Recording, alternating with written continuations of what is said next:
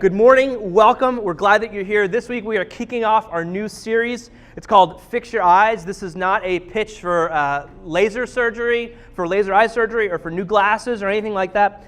This is a phrase that comes right out of one of the writings of the New Testament, what's called the letter to the Hebrews.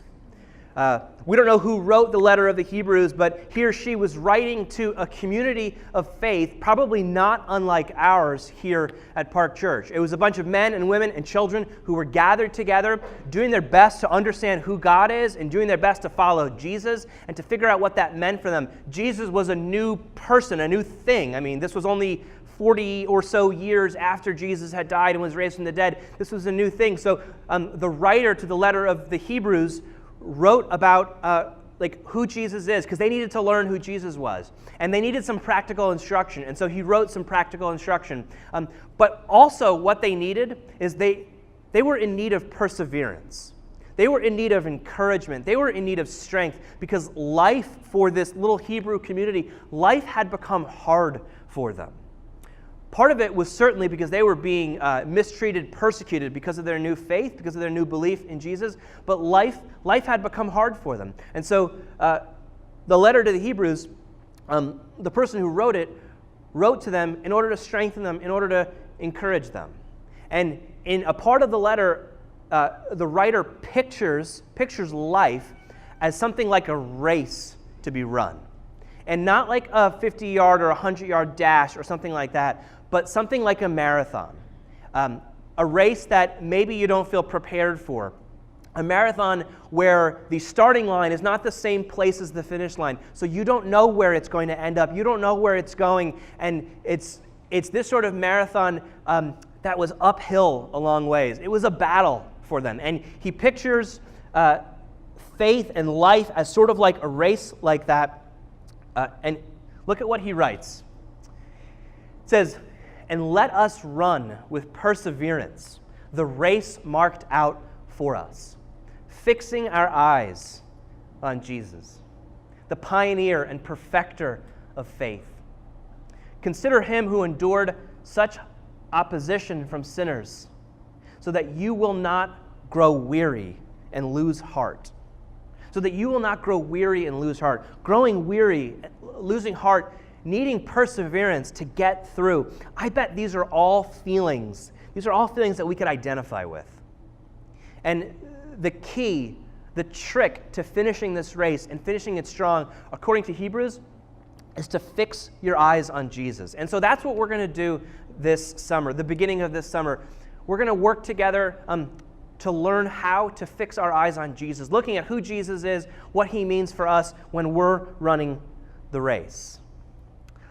Because life can feel like this.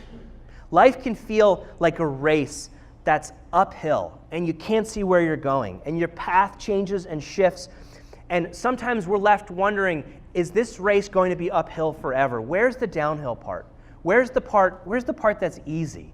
Where's the part that we can just coast through? I bet if you think for a moment, you can kind of picture, you could imagine the race that is marked out for you. And who among us doesn't grow weary, doesn't lose heart at times? I feel like recently I've been encountered with a handful of people, conversations and just meeting people where life has just hit them hard, where it feels like they have, they're running this race, it's uphill, they're tired, they're growing weary, they're losing heart. I ran into a woman about a week or two ago now who I hadn't seen in over a year. This was a woman who I got to know pretty well in my time working at the hospital. I used to work at a hospital as a chaplain, and I got to know this woman pretty well over the course of 3 or 4 months. This was about 2 years ago now. I would see her basically every day, and we would talk a lot. Sometimes we would talk in real depth. We got to know each other pretty well. I didn't know her, unfortunately, because she worked there. I knew her because her husband was there. Her husband was there in the hospital, and his body was slowly being eaten away by cancer.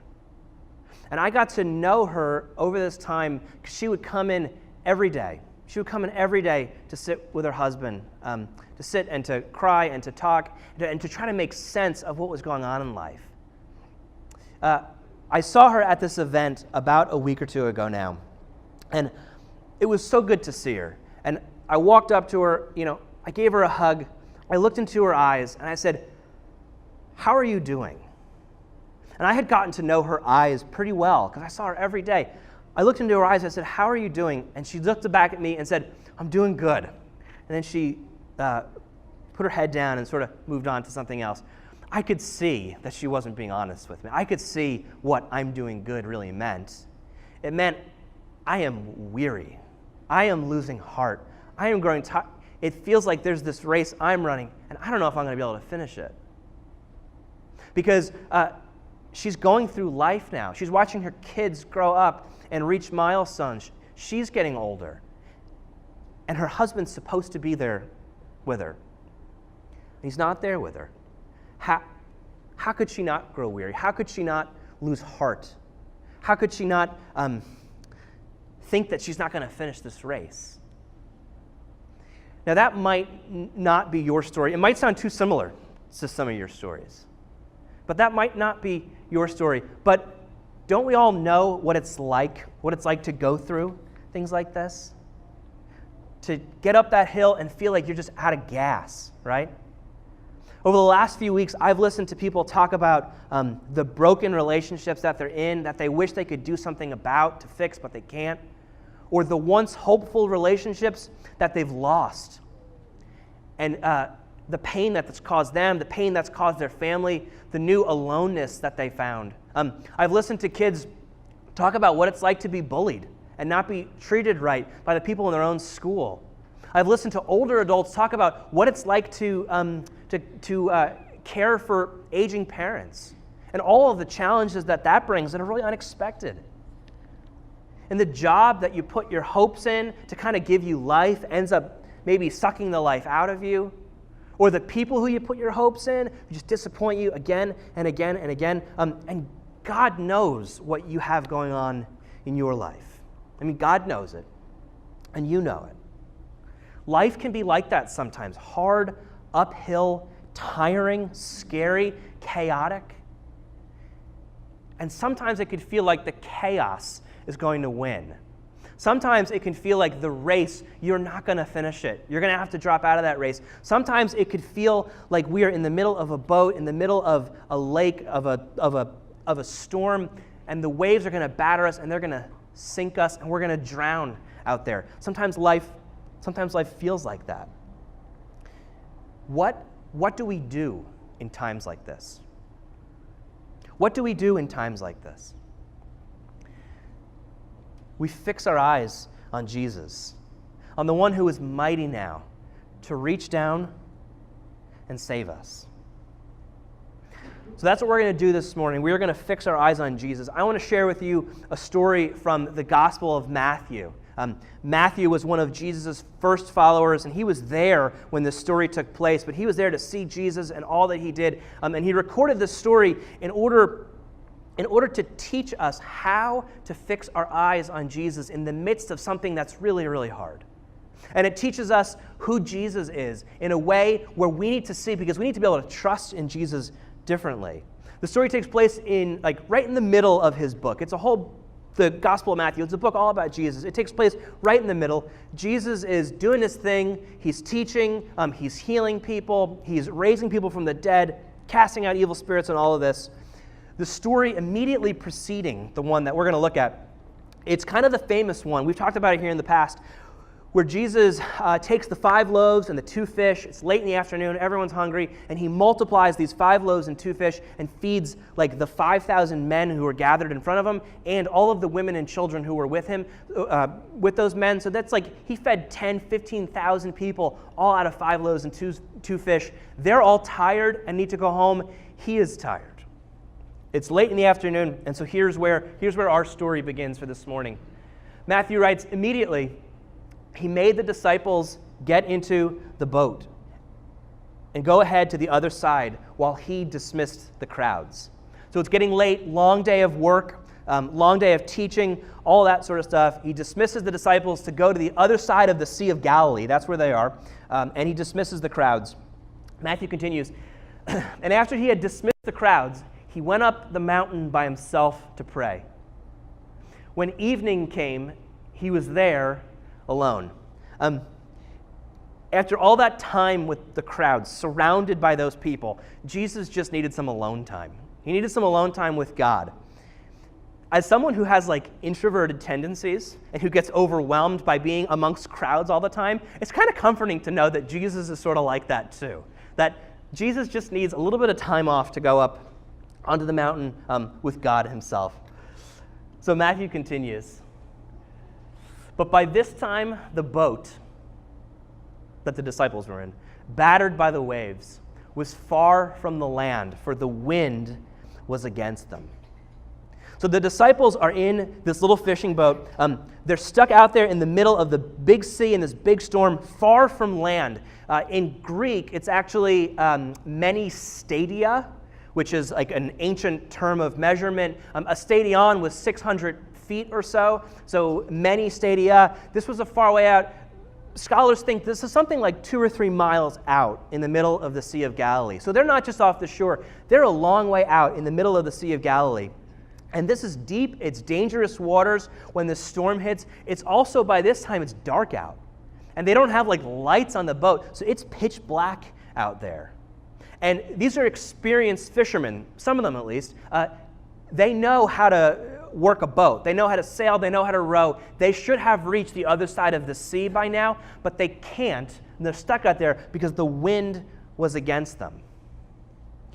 Have you ever been out in a boat like this where the storm is coming and the waves and it's scary and all of that?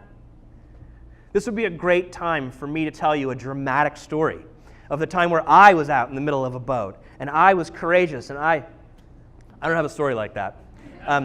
I don't go on boats very much. The boats I have gone on are very peaceful. I have good times on these boats. Most of my experience with winds and the waves comes from Perfect Storm and Castaway. I don't remember else. Honestly, in my house right now, it's Moana. That's where we get a lot of our wind and waves pictures, big things and whatnot. But you don't need a scary storm story to get in that boat with the disciples, because Matthew means more than just a stormy sea. Matthew wants us to think of this as this is what life is like sometimes. You're out there, you're working hard to go forward over the sea, and there's something that's working against you. There's a wind that's hitting against you, beating up your boat, and you're struggling. You're struggling to keep moving forward.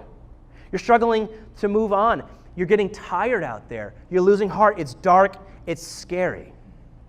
I bet you can close your eyes and imagine for a moment the storm of life that you've faced that felt like that. Or maybe the storm you're facing right now.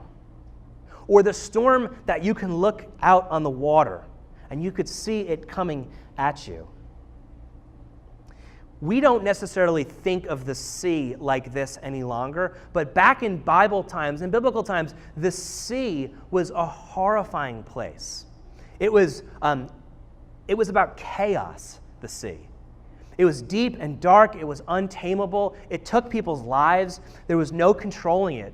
The sea was a place of deep anxiety, of dark powers, destruction, of great threat to our lives. The sea in biblical times really represented the powers of death, the powers that are bigger than we are. And so think about your sea. Think about your stormy sea, and imagine yourself on that boat. Jesus himself is up on the mountain still, as far as we know, praying. The disciples are 2 or 3 miles out on the boat. The sea, which represents chaos and death and darkness and all of that, the sea also, at this time, the sea is literally what separates them from Jesus. Think about that for a second.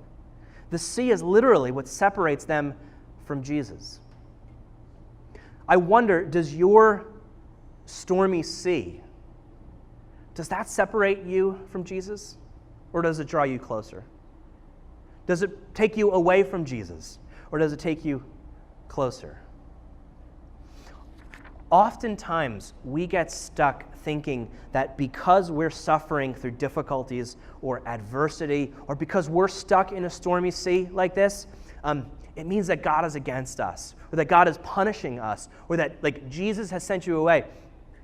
It's quite the opposite. Jesus sent them out there on this boat. Jesus sent them into the storm. And what does that tell us? That tells us that even though we are facing adversity and difficulties, it doesn't mean that Jesus isn't in it. It doesn't mean that Jesus doesn't have a purpose in what you're going through. It doesn't mean that Jesus isn't actually there with you in it. Because they're facing difficulties, they're facing the storm simply because they're listening to what Jesus said to do. These are not signs that he is against you or abandon you. And in fact, as we'll see in a moment, it is often in these times that Jesus comes to us. And that's what he does here. Early in the morning, he came walking toward them on the sea. This is crazy. This storm started early in the evening, if you remember, and now it's early in the morning. What that means, if you do the math, is that these disciples have been struggling out there in that boat for 8 or 9 hours in the darkness. This is not a journey that should take that long, and they are stuck out there. They're tired, they're losing heart, they are frightened, they're exhausted. And Jesus comes to them walking on the sea. And the imagery is rich here. Matthew is doing this on purpose. He's putting this on a platter for us. And listen, though the storm and the sea is terrifying and tiring and threatening, it isn't to Jesus. He is literally above it. He is literally walking all over it. That's why it's a good idea that we put our trust in him. But this is admittedly a crazy scene if you think about it. You're out there, you're struggling, you're delirious with exhaustion, and this guy comes strolling across the water. What would you think? You would think what they think. When the disciples saw him walking on the sea, they were terrified, saying, "It's a ghost." And they cried out in fear. But immediately Jesus spoke to them, and he said, "Take heart, it is I. Do not be afraid." The disciples' fear here is interesting, right? Because notice, they're not afraid of the thing they should be afraid of. They should be afraid of the sea and a watery death. They're not afraid of that. They're afraid of something that, A, is not real. Ghosts are not real. But they're afraid of something that's not real. They're afraid of something that's not accurate. It's not a ghost, it's Jesus. And C, they're afraid of the one thing, the one person who actually has the power in that moment to calm their fears and to save them. Do you see how illogical their fear is? In the absence, though, of trusting in Jesus, that is what our fear is like. Sometimes we become afraid of things that aren't even real, that aren't worth being afraid of, that aren't accurate. But the real thing here, worth noticing, is that sometimes Jesus comes to us to give us courage, to calm our fears, to save us, and we don't even recognize him. We don't see him. And why is that? It's because we haven't learned so well to fix our eyes on Jesus. We forget to look to him. When we do see things, we don't recognize Jesus for who he is. We lose sight of who he is. We underestimate who he is and what he can do for us. But it's in that moment that Jesus immediately says to them, "Take heart. It is I. Do not be afraid." Now, there's something really huge hidden in what Jesus says here. Those 3 words up there, "It is I," the way Jesus refers to himself. In English, that's 3 words. In Greek, that's 2 words. And the words are ego eimi. And unless you know Greek, you don't know what that means. Ego eimi, translated into English, is literally I am. So he says there, "Take heart, I am," which makes no sense in English. That's why they translate it like they do in English. But he's referring to the name that God gave himself to his people thousands of years earlier. You might remember the story. If you're reading the Bible with us this year, you would have read this about a week and a half ago. there's that famous story where God speaks to Moses out of the burning bush. And if you've never read it, I'm sure you've heard of the burning bush. God speaks to Moses out of the burning bush. And God says to Moses, Moses, my people are enslaved, they're suffering, they need to be saved, they need redemption. You're going to be the guy to go and do it. Moses has some problems with it, but Moses said, okay, if I go and liberate these people, who should I tell them is sending me? And God says to Moses, tell them I am who I am is sending you. He said, tell my people, I am will redeem them. I am will save them. I am will rescue them out of the hands of those who are threatening their lives. When Jesus says this, Jesus is kind of putting that holy name for God on himself. He's communicating to them that God has come in me, in person. God has come to save you. God has come to rescue you guys from the chaos, from the storm, from the death that threatens you. It's no wonder that in the beginning of Matthew's book, one of the names that Jesus has in it is Emmanuel. We sing that at Christmas time. Emmanuel means God is with us. Of course they don't have to fear. Of course they don't have to worry. Of course they could take heart and have courage because God himself has come to be with them, to save them from the stormy sea. And I want you for a second to imagine your storm. Imagine yourself out there on the boat. Imagine yourself in the things that threaten you, the things that scare you, the things that you wish weren't true. Imagine yourself out there and hear this promise again from Jesus' lips to your ears. Take heart. I am with you. Have courage.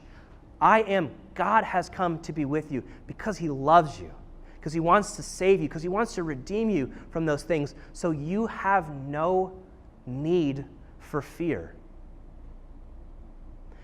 As crazy as it sounds, and as unbelievable and unrealistic and unachievable as it sounds, listen, the coming of Jesus into our lives ought to mean the end of our fears. The coming of Jesus into our life ought to mean the end of fear. Can you imagine that? Can you imagine the storms of your life are battering your boat? You're out there, they are real and they are horrible, but you're not afraid because you're trusting in Jesus. Can you imagine having faith like that? It's possible. It's what God calls each of us to have that sort of faith. Have you ever met someone who has that sort of faith? It's not, notice, the storm is still raging here. Jesus hasn't calmed this. It's not that Jesus promises to come in and make all of our problems go away, to make all of our seas calm and peaceful. That's not it at all. But it's to trust Jesus even in spite of those things. Have you ever met someone who has a faith like that? I have. I mean, this past week, I talked to someone who had something horrible, horrible drop on her lap. And it is horrible, and it is sad, and it's tragic, and it scares me, but it doesn't scare her because she trusts in Jesus. Maybe you have a faith like that. Maybe you know someone who has a faith like that. I bet you want a faith like that. I want a faith like that. And so how do we do that? How do we have a faith like that so that we could face the things that are really hard, that we're unsure of, that are scary to us, but face them without fear?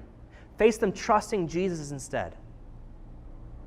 The story continues. Peter answered him. Peter is Jesus' number one head follower, basically. If there's anyone who's going to answer Jesus, it's Peter. Peter answered him, Lord, if it is you, command me to come to you on the water. And Jesus said, come.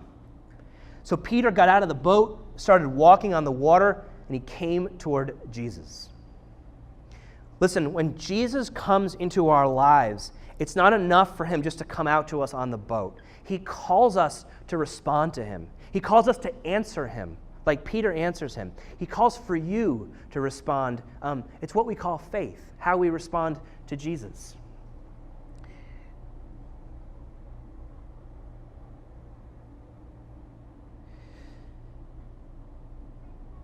Matthew continues, but when he noticed the strong wind, he became frightened, and beginning to sink, he cried out, "Lord, save me."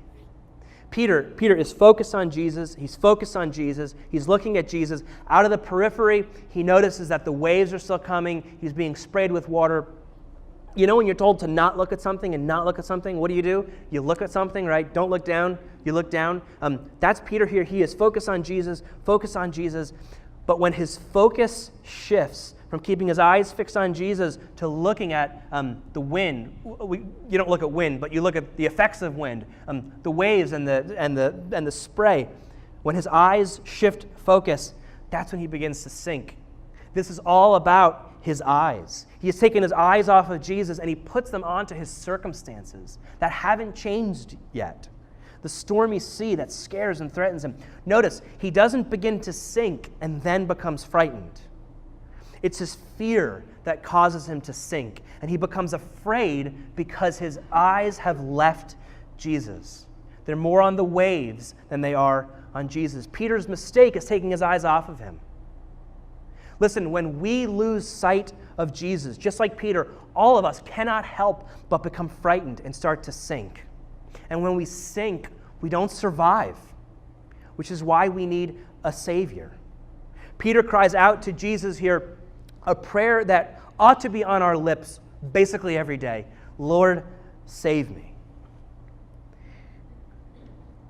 Jesus immediately reached out his hand and caught him, saying to him, "You of little faith, why did you doubt?" Peter, it is I. I am God with you. Why did you doubt? It's me. Why did you have fear? It's because he took his eyes off Jesus. And for a moment, I want to stop and give you a second to think again about the stormy sea in your life. The thing that's wearing you out, the thing that's causing you to lose heart, that's causing you to doubt and to sink. That circumstance, like the storm that you wish were changing, it's not changing yet. What would it mean for you to fix your eyes on Jesus in the middle of it? Let me give you a few ideas of what that might mean. For one thing, it might mean giving less mental space to your storm than you currently give. Do you know what I mean there? I mean, not allowing the what ifs and the worst case scenarios to be the thing that you fixate on. Because we have a tendency to fixate on these things sometimes, right? I think we do this sort of to comfort ourselves, to self-protect ourselves, because if we can project the worst case scenario out and prepare for it, we're going to be good to go, even though that worst case scenario probably won't actually happen. And we do this because even though the worst case scenario isn't real, the wind and the waves, they are real. But when we do this, we allow things that aren't even real to overwhelm us and overcome us. Listen, don't give the thing that is only penultimately powerful all the power. Give the ultimately powerful the power. Give it to Jesus.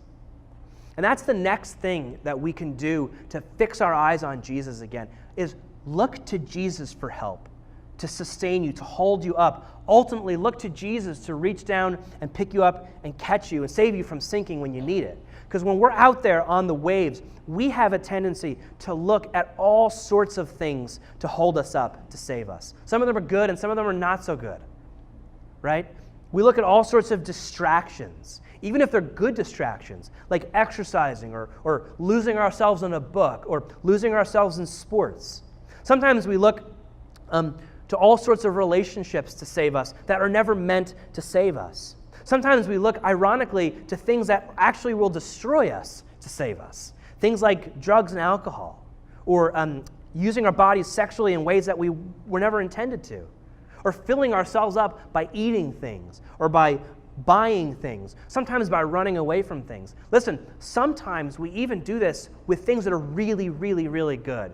like friendship. We look at friendship to save us. Or we think our spouse will save us. Or we think like counseling. Counseling is great. More counseling for more people. But sometimes we think counseling will save us. Sometimes we're even guilty of thinking church will save us. If I'm involved in church, that will save us. Those are all good and great things, but the moment that those things replace Jesus as the person, as the thing who will save us, they go from good to not so good. And so fixing your eyes on Jesus like this means simply getting up every morning, or before you go to bed every night, or when you're taking your lunch break, saying to Jesus, Jesus, today I need your help. I need you to save me. I need you to lead me. I need you to guide me. I need you to show me what I need. These storms are out here and I'm afraid of them. God, help me to remember that I shouldn't be afraid because you're with me. Help me to trust in you and to believe in you. Looking to Jesus every day in prayer like that. Talking to Jesus, saying, Jesus, I need you.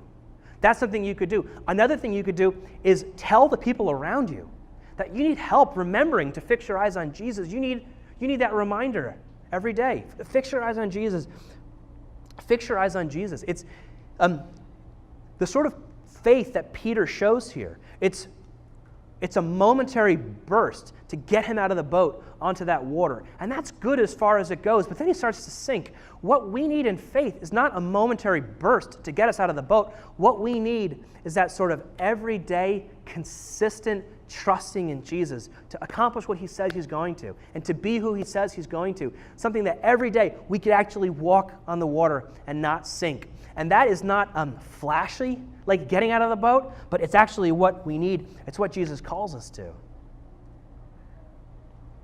The last thing I'll say about the way we can fix our eyes on Jesus in the midst of the storm, and this might be kind of counterintuitive to what I just said, but it's to not pretend that the wind and the waves aren't real. Right? The ghost isn't real. That was Jesus. But the storm is real. And the storm is threatening. Don't obsess over it. Don't fixate on it. Don't project it out to its worst. But don't pretend that it's nothing, because it's something. Right? Your loss really is a loss. And that's okay, but it's a loss. Her cancer really is that bad. His marriage really is on the brink and needs help. The pain really is that painful. Jesus doesn't promise to come and immediately or even at all calm the storm. But what he does is he saves us from drowning in it. What Jesus wants from us in these storms is not to pretend they don't exist, or that we could say magic words and somehow make them all go away. What he calls for is in the midst of them, acknowledging how truly devastating they are, but for us to trust in him through it anyway. Because when we're actively trusting in Jesus in the midst of the storm, that is where faith becomes really real. That's where faith becomes alive. That's where faith is lived, and where we get to know him in a way that's altogether different than the ways we could have gotten to know him in the past. But it takes faith to have that faith.